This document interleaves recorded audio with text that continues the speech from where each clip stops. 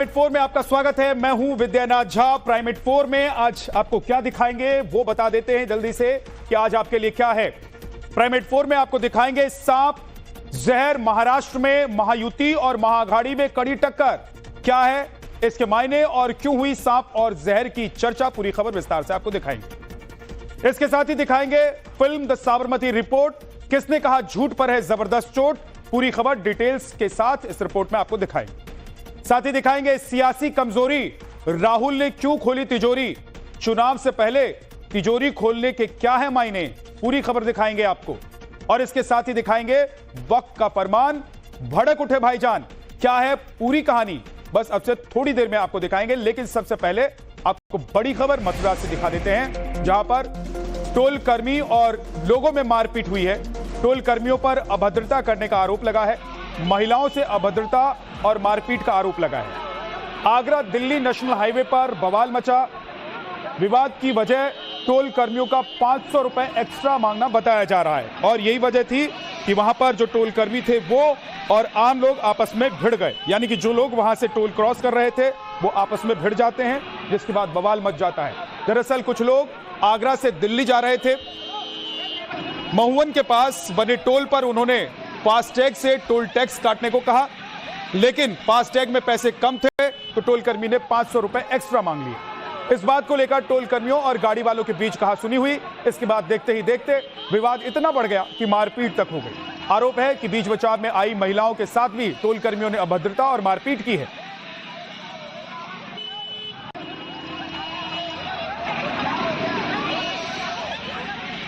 और अगली खबर यूपी के रायबरेली से। रायबरेली में दो पक्षों में जमकर मारपीट हुई है। उचाहार रेलवे स्टेशन पर दो गुट आपस में भिड़ गए, मारपीट का वीडियो सामने आया। ये तस्वीर आप देख रहे हैं, ये वीडियो रायबरेली के उचाहार रेलवे स्टेशन का बताया जा रहा है, जहां दो पक्षों में जमकर मारपीट हो रही है। दोनों पक्ष से दो लोग हैं, एक दूसरे को पीटते हुए नजर आ रहे हैं। किस बात को लेकर यह विवाद हुआ, अभी इसका खुलासा नहीं हुआ।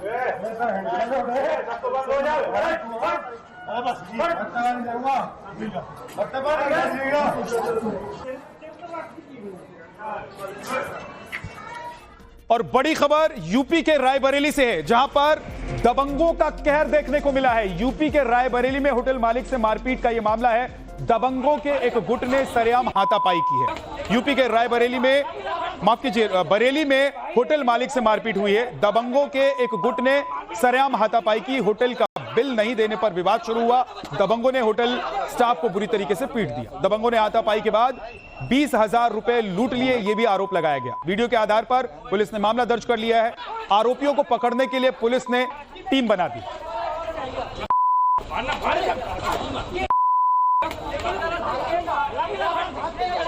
अरे भाई रहने दो यार, रहने दो यार। और उधर यूपी में उपचुनाव से पहले सियासत तेज हो गई है। समाजवादी पार्टी पर बीजेपी ने बड़ा हमला बोला है। बीजेपी सांसद दिनेश शर्मा का बड़ा अटैक सामने आया है। समाजवादी पार्टी एक परिवारवादी पार्टी बन गई है। दिनेश शर्मा ने कहा है कांग्रेस से समाजवादी पार्टी को परिवारवादी पार्टी की बीमारी लगी है। ये तमाम आरोप दिनेश शर्मा ने लगाए। देखिए, उत्तर प्रदेश के उपचुनाव में समाजवादी पार्टी परिवारवादी पार्टी बन गई। अभी तक तो जातिवादी पार्टी थी, संप्रदायवादी पार्टी थी, अब ये परिवारवादी पार्टी का जो इसको रोग है वो कांग्रेस से इसको मिल गया है उनके साथ करने के कारण। 9 सीटें में से अगर आप देख लो तो 50% से ऊपर सीटें जो है इनका परिवार लड़ रहा है। आप करहल देखो, अखिलेश जी का परिवार। आप कानपुर देखिए, सीसामाऊ, वहां के विधायक की पत्नी, आप पूर्व विधायक की पत्नी, आप उठा के देखिए जो अभी अयोध्या में जिन्होंने जो घोषणा की थी, सांसद का बेटा। और इस बीच योगी सरकार पर समाजवादी पार्टी ने भी पलटवार किया है। सोशल मीडिया पर पोस्ट के जरिए हमला किया गया है। हत्या, लूट, बलात्कार जारी है, सत्ता में बैठे अत्याचारी हैं, ये समाजवादी पार्टी की तरफ से पोस्ट किया गया है। बीजेपी पर हमला किया है समाजवादी पार्टी ने।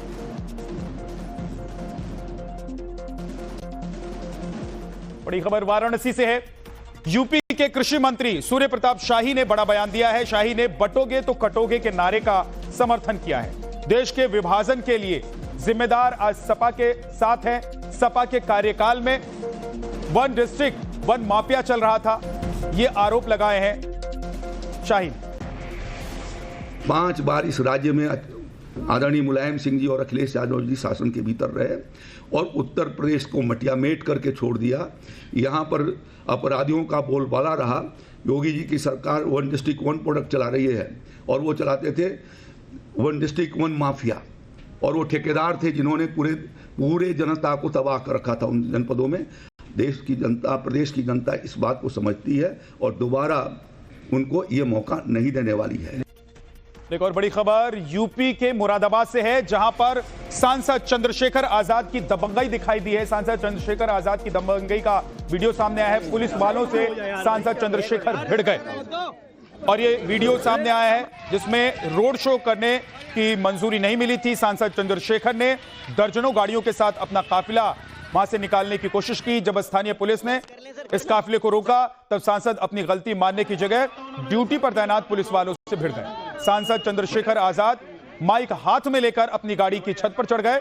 इसके बाद पुलिस को हड़काना शुरू कर दिया उन्होंने और धरने पर बैठने की धमकी भी उन्होंने दी। ये देखिए, ये तस्वीरें हैं जिसमें आप देख रहे हैं कि सांसद चंद्रशेखर आजाद पुलिस वालों को धमकी दे रहे हैं।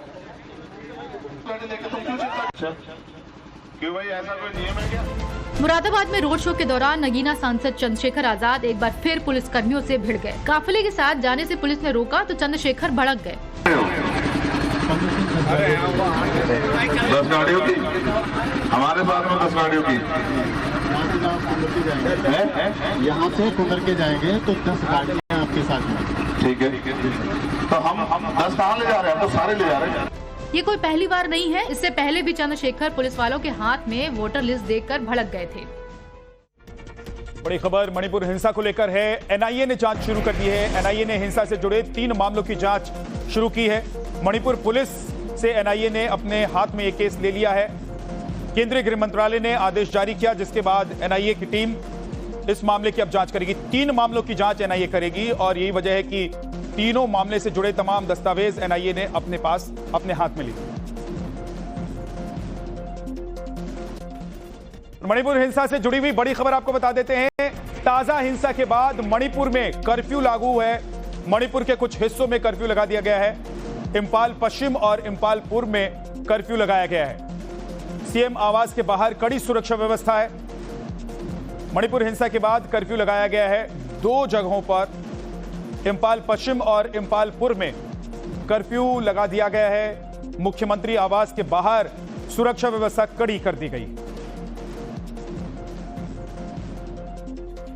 और इस बीच मणिपुर हिंसा पर अब सियासत भी शुरू हो गई है। मणिपुर हिंसा पर कांग्रेस ने हमला बोला है। मणिपुर के सीएम को बचाया जा रहा है। जयराम रमेश ने बयान दिया है। असफल सीएम को बचा रहे हैं गृह मंत्री।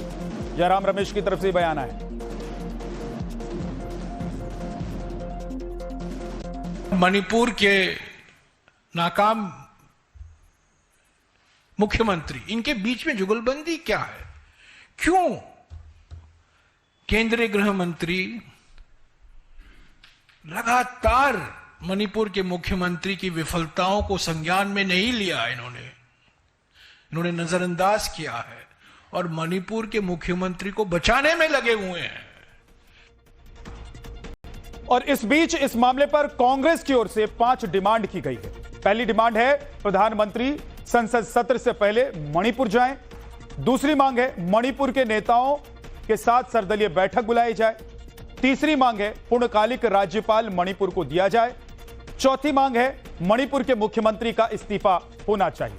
5वीं मांग है ड्रग माफिया के खिलाफ लंबित केस पर कार्रवाई की जाए। और बड़ी खबर भोपाल से है। फर्जीवाड़ा करने वाले बड़े नेटवर्क का खुलासा हुआ है। ये लोग फर्जीवाड़ा करते थे और इस बड़े नेटवर्क का खुलासा हुआ है। भोपाल पुलिस ने 7 आरोपियों को गिरफ्तार किया है। इस मामले में सभी पकड़े गए आरोपी बिहार के रहने वाले बताए जा रहे हैं। किराए के मकान से ये फर्जीवाड़े का नेटवर्क चलाते थे।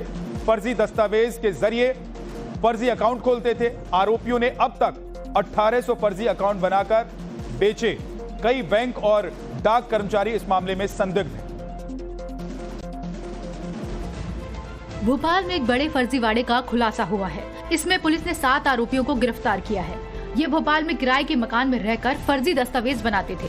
ये सभी आरोपी 4th 5वीं पास बताए जा रहे हैं। इन लोगों ने मिलकर करीब 1800 फर्जी खाते बनाए थे, जिनके जरिए ठगी को अंजाम दिया जा रहा था। ये खाते करीब 10,000 रुपए में खोले जा रहे थे।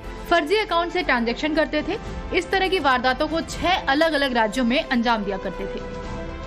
कहने को तो 4th और 5वीं पास लगभग 7 लोगों ने ऐसे लगभग 1800 खाते बनाए हैं, बैंक खाते, और प्रत्येक खाते को 10,000 रुपए में बेचे हैं दूसरी गैंग्स को, जिससे देश में अलग अलग जगहों पे इस तरह की घटनाएं होती है। इन्होंने 1.5 महीने में घटनाएं यहाँ पे की हैं, लेकिन ऐसा नहीं कि ये भोपाल में ही की है। इसके पहले लगभग 6 अलग अलग शहरों में इस तरह की वारदातें कर चुके हैं। और इसके पहले की किसी को पता चले, इसके पहले की किसी भी एजेंसी को इस बात की भनक लगे, वहां से रास्ता बदल लेते थे। और आगे आपको दिखाएंगे 10 साबरमती रिपोर्ट, झूठ पर जबरदस्त चोट। लेकिन उससे पहले देखिए कुछ खास।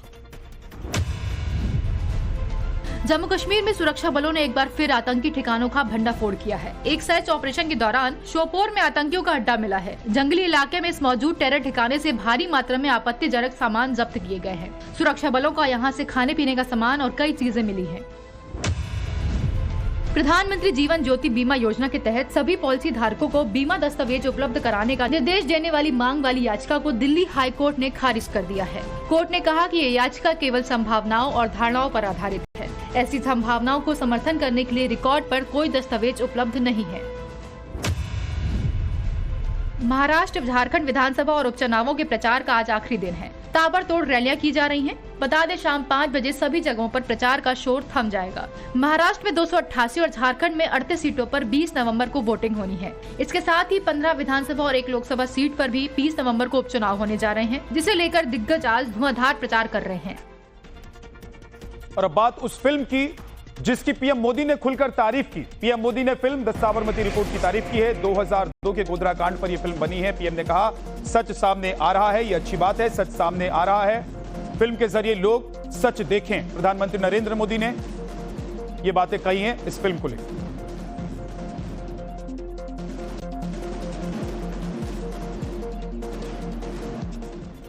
प्रधानमंत्री नरेंद्र मोदी ने एक यूजर के पोस्ट को रिपोस्ट करते हुए क्या कुछ लिखा है वो भी आपको दिखा देते हैं।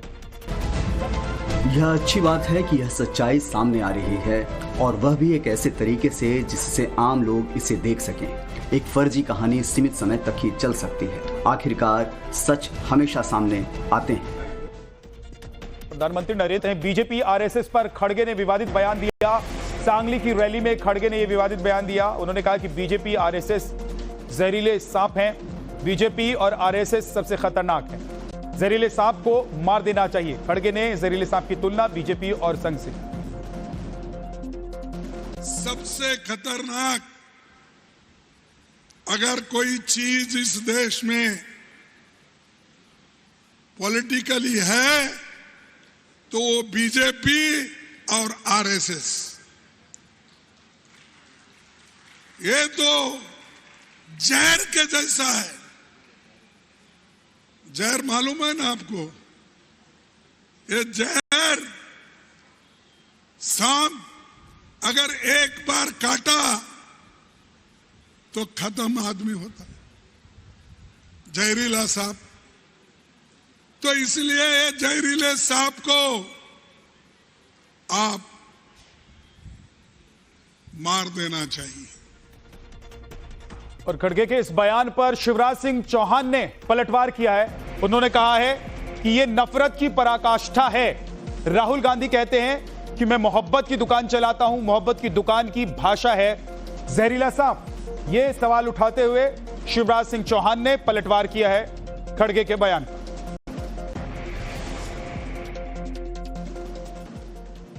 जागी रही भावना जैसी ये नफरत की पराकाष्ठा है। राहुल गांधी कहते हैं कि मैं मोहब्बत की दुकान चलाता हूं। मोहब्बत की दुकान की भाषा ये है कि जहरीला सांप है, भाजपा मार देना चाहिए। ये तो पराकाष्ठा है। नफरत से भरे लोग ये खुद देश में नफरत फैला रहे हैं। और इस बीच खड़गे के बचाव में समाजवादी पार्टी भी उतर आई है। इनकी तुलना ब्लैक कोबरा से करनी चाहिए, ये समाजवादी पार्टी नेता मनोज यादव ने कहा है। बीजेपी नफरत की राजनीति कर रही है, हम उन्हें जहरीला सांप बोल रहे हैं। मनोज यादव समाजवादी पार्टी के प्रवक्ता ने समर्थन किया है खड़गे के बयान का। ब्लैक मांबा एक प्रजाति का सांप पाया जाता है जो जहरीले सांपों में भी सबसे ज्यादा जहरीला होता है।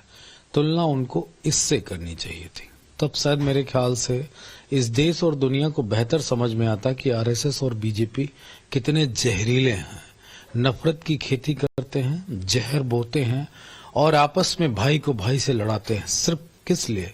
सत्ता की प्राप्ति के लिए, कुछ चंद लोगों के हाथ में ताकत रह जाए इसके लिए।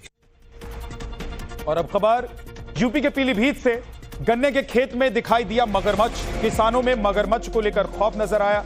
वन विभाग की टीम ने मगरमच्छ को पकड़ा। बताया जा रहा है कि शिकार की तलाश में मगरमच्छ नदी के इलाके से खेतों में पहुंच गया। जैसे ही खेत में काम कर रहे किसानों ने इसे देखा तो हड़कंप मच गया। मामले की जानकारी वन विभाग को दी गई।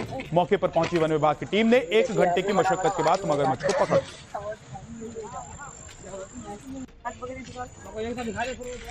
पीएम मोदी ने एक हैं तो सेफ हैं के नारे पर राहुल गांधी ने वार किया है।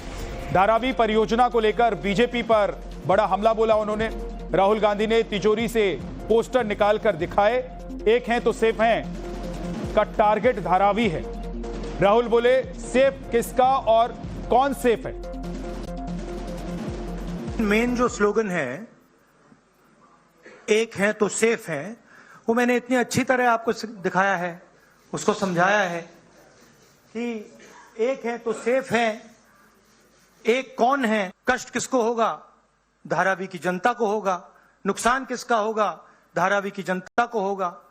जो हिंदुस्तान की स्मॉल और मीडियम इंडस्ट्रीज हैं, जिसका एक चिन्ह धारावी है, उसको एक व्यक्ति के लिए खत्म किया जा रहा है।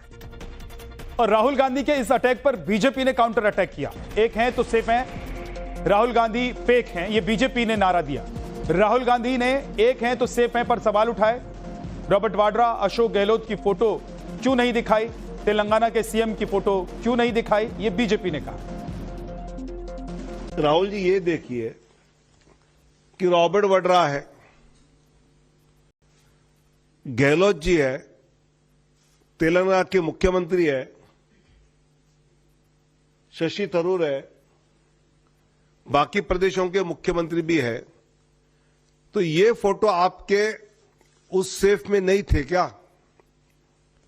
या अगर थे तो आपने दिखाए नहीं, इसका मतलब एक है तो सेफ है, राहुल गांधी फेक है।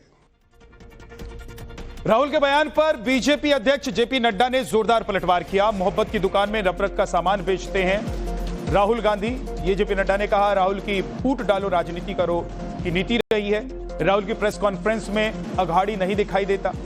मोदी जी के नारे का राहुल ने गलत मतलब निकाला। एक है तो सेफ है का मतलब एकता है और सब सुरक्षित रहें।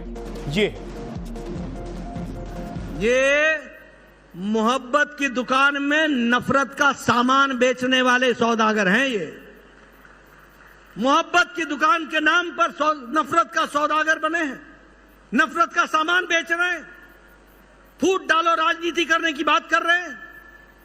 आज अभी प्रेस कॉन्फ्रेंस कर रहे थे और मोदी जी ने कहा एक है तो सेफ है। अरे मोदी जी का एक है सेफ है का मतलब है एकता है तो हम सब सुरक्षित हैं, सबको साथ लेकर के चल रहे हैं। लेकिन तुम जब बोलते हो एक है तो सेफ है, तो तुम्हारे प्रेस कॉन्फ्रेंस में अगाड़ी के साथी भी नहीं होते, तुम एक ही होते हो और एक होते हो तो ही सेफ होते हो। इस बात को समझ लेना चाहिए, यह तुम्हारी स्थिति है। आगे आपको दिखाएंगे उद्धव के काटेंगे वाले बयान पर सियासत तेज हो गई है, लेकिन उससे पहले देख लीजिए अखिलेश यादव का योगी सरकार पर लेटेस्ट अटैक। कि जब दिल्ली और लखनऊ की सरकारों ने क्या किया है, लेकिन आजकल दोनों इंजन टकरा रहे हैं। अखिलेश यादव के इस बयान से यूपी के डिप्टी सीएम केशव प्रसाद मौर्य भड़क गए और कहा कि अखिलेश यादव को दृष्टि दोष है। श्री अखिलेश यादव जी को दृष्टि दोष है, वो अपने आंख की, अपने दिमाग की जांच करावें। भारतीय जनता पार्टी एकजुटता के साथ लड़ती है, जीतती है और पूरी जिम्मेदारी और ईमानदारी से जनता की सेवा करती है। कांग्रेस कांग्रेस के पूर्व विधायक सुमेश शौकीन आज अरविंद केजरीवाल की मौजूदगी में आम आदमी पार्टी में शामिल हो गए। पार्टी में शामिल होने के बाद शौकीन ने कहा, दिल्ली देहात के विकास का जितना भी काम हुआ है वो अरविंद केजरीवाल के नेतृत्व में हुआ है। उसी को देखते हुए आज मैं आपके साथ जुड़ा हूं। बता दें कि सुमेश शौकीन ने मटियाला विधानसभा से 2008 में कांग्रेस के टिकट पर जीत दर्ज की थी। दिल्ली सरकार बहुत ही जल्द एक और विधायक को कैबिनेट में शामिल करने जा रही है। आपको बता दें कि विधायक राघवेंद्र शौकीन को दिल्ली सरकार मंत्री का पद देने जा रही है। राघवेंद्र शौकीन नागलोई जाट से विधायक हैं। बता दें कैलाश गहलोत के इस्तीफे के बाद दिल्ली कैबिनेट का एक पद खाली हुआ है। पंजाब के पूर्व मुख्यमंत्री चरणजीत सिंह चन्नी ने महिलाओं पर आपत्तिजनक टिप्पणी की। उन्होंने एक कहानी बताते हुए महिलाओं पर बेतुका बयान दिया, जिसे सुनाया भी नहीं जा सकता। चन्नी के इस बयान के बाद पंजाब महिला आयोग एक्शन मोड में है। महिला आयोग ने चन्नी को कारण बताओ नोटिस भेजा है।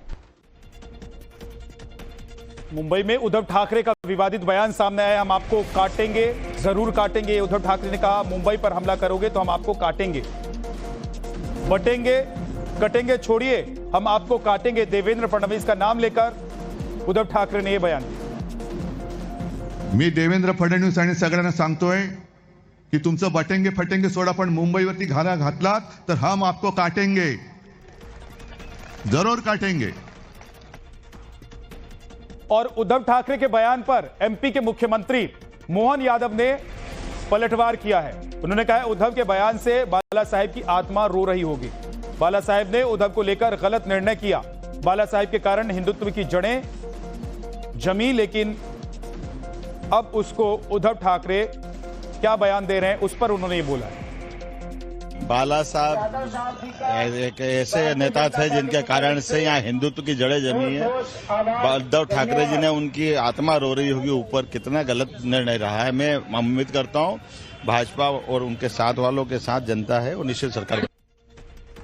उद्धव ठाकरे के बयान पर कृष्ण प्रसाद मौर्य ने हमला बोला है। बौखलाहट में ऐसे बयान दे रहे हैं उद्धव ठाकरे। महाराष्ट्र में फिर से महायुति की सरकार बनेगी।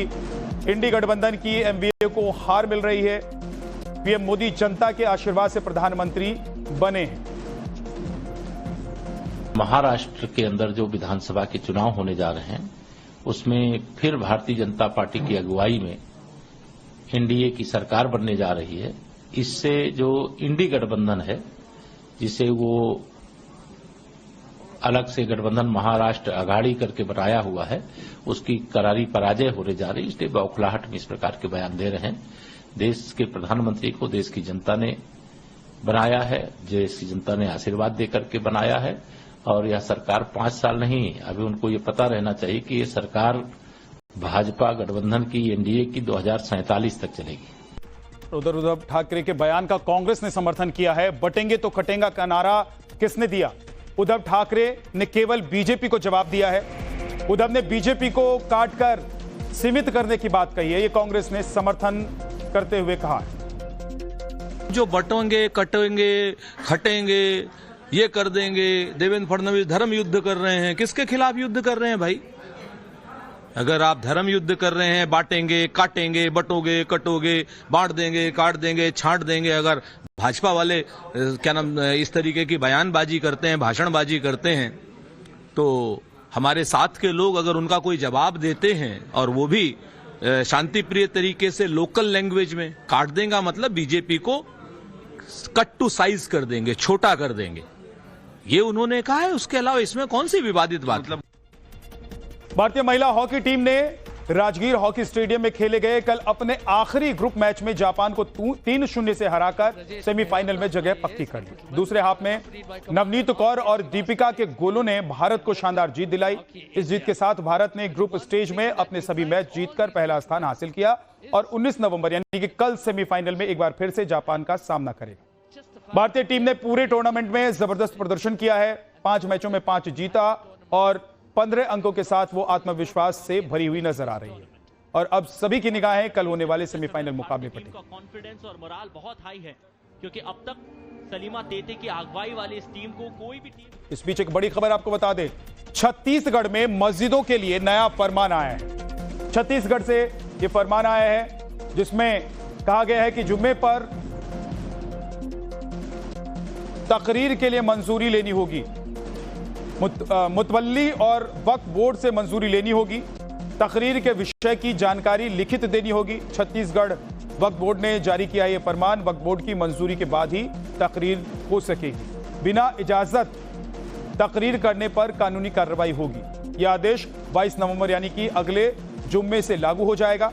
लेकिन छत्तीसगढ़ वक्फ बोर्ड के इस फरमान से हड़कंप मच गया है। वहीं वक्फ बोर्ड का कहना है कि मुतवल्ली मजहबी तकरीर और प्रथाओं का पालन करें, लेकिन तकरीर को सियासी बातों से दूर रखें। हम चाहते हैं कि मुतवल्ली लोग अपने सामाजिक सीमा में रहकर कार्य करें। इमाम साहब और मौलाना को अधिकार है, और मौलाना साहब इमाम को भी अधिकारी है कि कुरान और हदीस की रोशनी में बताना है। और मुतवल्ली लोग जो राजनीतिक अड्डा बना चुके हैं मस्जिदों को राजनीतिक अड्डा नहीं बनाए। वो सिर्फ इबादत की जगह रहना चाहिए। तो मुतवल्ली लोग वहाँ से फतवा जारी हो जाना, इसको वोट देना, CA NRC के बारे में गलत जानकारी देना, वक्फ संशोधन बिल के बारे में गलत जानकारी देना और जालिमों की सरकार बोलना। जालिम कौन होता है? वक्फ बोर्ड के फरमान पर ओवैसी भड़क गए हैं। अब भाजपाई हमें बताएंगे कि दीन क्या है। वक्फ बोर्ड के पास ऐसी कोई कानूनी ताकत नहीं है।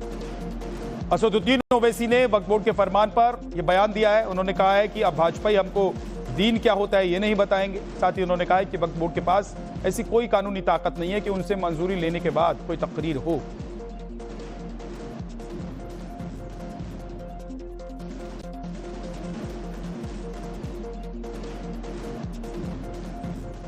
और अब आपको दिखाते हैं कि सोशल मीडिया पोस्ट पर असदुद्दीन ओवैसी ने क्या कुछ लिखा है, क्या कहा है।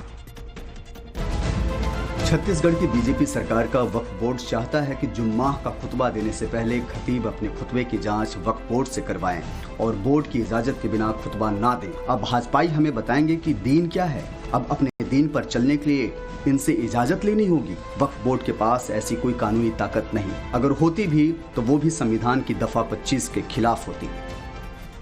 दिल्ली चुनाव से बड़ा झटका लगा है। केजरीवाल के खास रहे कैलाश गहलोत बीजेपी में शामिल हो गए। कल आम आदमी पार्टी से उन्होंने इस्तीफा दिया था, आज बीजेपी की सदस्यता उन्होंने ले ली। मनोहर लाल खट्टर ने कैलाश गहलोत को सदस्यता दिलाई। बीजेपी में शामिल होने के बाद कैलाश गहलोत बोले, आम आदमी पार्टी अपने मकसद से भटक गई है। जो आम आदमी थे आज वो खास हो गए हैं। कैलाश गहलोत ने ये बातें कही। दिल्ली में नजफगढ़ से विधायक हैं कैलाश गहलोत। जिन वैल्यूज के लिए आम आदमी पार्टी ज्वाइन की, अगर वो बिल्कुल कॉम्प्रोमाइज्ड होते हुए अगर देखने को मिली तो फिर कहीं ना कहीं पीड़ा। और ये मेरे शब्द हो सकते हैं, लेकिन मैं गारंटी के साथ कहता हूं कि इन शब्दों के पीछे वो लाखों हजारों कार्यकर्ताओं की आवाज है, वो भावना है कि जिस मकसद के लिए वो जुड़े थे वो आज उनको नजर नहीं आ रहा। एक आम आदमी की सेवा करने के लिए जुड़े थे, वो आम आदमी से मेरे ख्याल से सब वो लोग खास हो गए हैं। कैलाश जी के ऊपर है, अब चुनाव आ रहे हैं तो उनको वो लंबे समय तक हम सब लोगों के साथ रहे और एक गरिमापूर्ण साथ रहा है। वो अपनी उसी गरिमा को बनाए रखते हुए अगर भाजपा के साथ काम करना चाहते हैं तो इसमें हम क्या कह सकते हैं। वो उनकी इच्छा है, वो कहाँ से चुनाव लड़ना चाहते हैं, किस पार्टी में रहना चाहते हैं, हर व्यक्ति की अपनी इच्छा है। इस वक्त एक बड़ी खबर आपको बता देते हैं। मध्य प्रदेश में बूथ लेवल पर माइक्रो मैनेजमेंट करेगी बीजेपी। बूथ लेवल पर बीजेपी ने व्हाट्सएप प्रमुख बनाना शुरू कर दिए हैं। पन्ना प्रभारियों के तर्ज पर व्हाट्सएप प्रमुख बनाएगी बीजेपी। एमपी में बीजेपी ने अलग अलग प्रभारी बनाए हैं। एमपी के 65,000 बूथों पर प्रभारी बना रही है बीजेपी। का हमारा स्ट्रक्चर संगठन पर्व हमारा चल रहा है। अभी 14 से 20 तक पहला फेज है। उसमें बूथ अध्यक्ष BLA 2 और बूथ मंत्री, साथ में ही व्हाट्सएप का इंचार्ज, प्रधानमंत्री जी की मन की बात का इंचार्ज, केंद्र राज्य सरकार की हितग्राही योजनाएं, जो योजनाएं उनके हितग्राही हैं, उनका इंचार्ज, और 11 लोगों की बूथ समिति के साथ 3 महिलाएं कंपलसरी होंगी। जिस बूथ का मैं मतदाता हूं उस बूथ की पहली महिला अध्यक्ष, बूथ की अध्यक्ष महिला चुनी गई। तो महिलाओं का रिप्रेजेंटेशन सामाजिक दृष्टि से बूथ हमारा हर समाज वर्ग का प्रतिनिधित्व हो। आगे आपको दिखाएंगे दिल्ली में दमघोटू बीच सुप्रीम कोर्ट ने प्रदूषण के मामले पर सुनवाई करते हुए दिल्ली सरकार और वायु प्रदूषण पर नजर रखने वाली agency commission for air quality management यानी कि CAQM को जमकर फटकार लगाई और आदेश दिया कि NCR में आने वाले सभी राज्यों में ग्रेफ 4 लागू करें। सुप्रीम कोर्ट का ग्रेफ 4 पर सख्त आदेश आया है। सभी राज्य ग्रेफ 4 की निगरानी पर ध्यान दें। 12वीं तक के सभी स्कूल बंद किए जाएं। सभी स्कूलों में ऑनलाइन पढ़ाई हो। राज्यों और केंद्र को गुरुवार तक हलफनामा देने के निर्देश दिए गए। दिल्ली सरकार और CAQM को भी कड़ी फटकार सुप्रीम कोर्ट ने लगाई।